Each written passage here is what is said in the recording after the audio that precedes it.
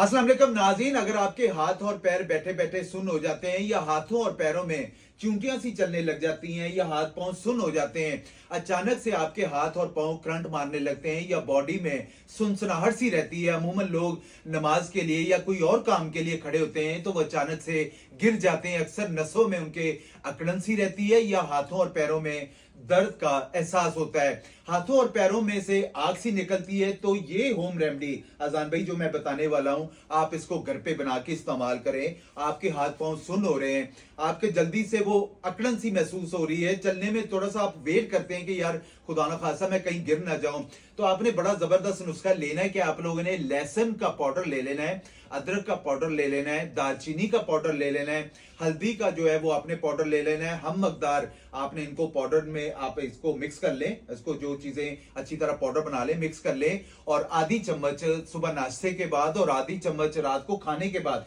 वो भी green tea के साथ इस्तेमाल करें या अदरक के कावे के साथ अदरक डाल लें या लेमन ग्रास जो भी है कावा उसके साथ इस्तेमाल करें। इंशाअल्लाह ताला 2 से 4 हफ्ते के अंदर आपके हाथ पांव जो है वो सुन्न होना बंद हो जाएंगे। आपके